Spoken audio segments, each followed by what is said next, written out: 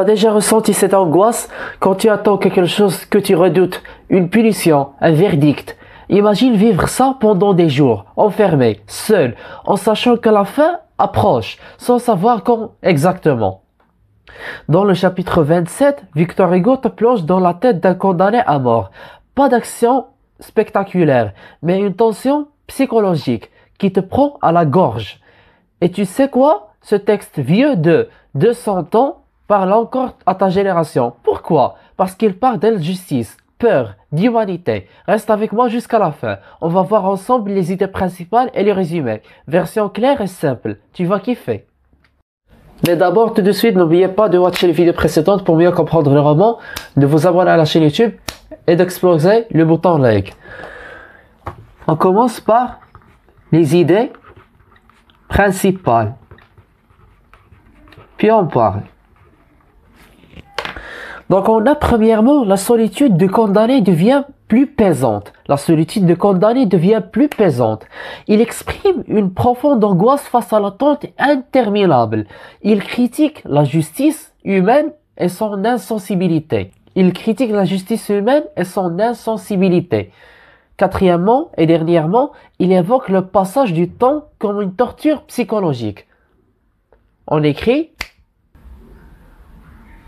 Donc on a la solitude du condamné devient plus pesante. Il exprime une profonde angoisse face à l'attente interminable. Il critique la justice humaine et son insensibilité. Il évoque le passage du temps comme une torture psychologique. Mais il ne suffit pas de citer les idées principales comme ça.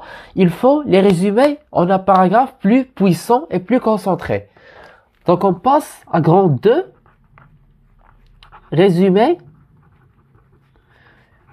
du chapitre.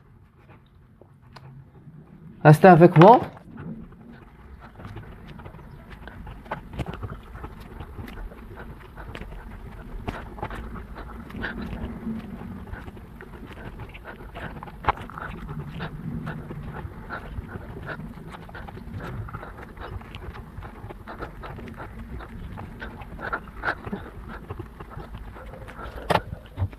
Donc voici le résumé, je vais vous écouter attentivement. Dans ce chapitre, le condamné décrit le silence et l'oppression de sa cellule.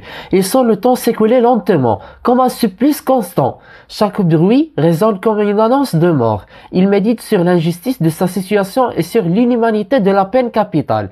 L'attente le ronge plus que la mort elle-même. Il supplice presque en aberge ce calvaire. L'auteur met en lumière la souffrance mentale intense du prisonnier. Ce chapitre renforce la dénonciation de la peine de mort par Victor Hugo. Je répète, vous écoutez attentivement. Dans ce chapitre, le condamné décrit le silence et l'oppression de sa cellule. Il sent le temps s'écouler lentement, comme un supplice constant. Chaque bruit résonne comme une annonce de mort. Il médite sur l'injustice de sa situation et sur l'inhumanité de la peine capitale. L'attente le ronge plus que la mort elle-même. Il supplice presque en aberge ce calvaire. L'auteur met en lumière la souffrance mentale intense du prisonnier. Ce chapitre renforce la dénonciation de la peine de mort par Victor Hugo. Et voilà tout ce qu'on a pour le chapitre 27 du roman Le Dernier Jour d'un condamné. N'oubliez pas de watcher les vidéos précédentes, de vous abonner à la chaîne YouTube, de liker la vidéo. À très vite.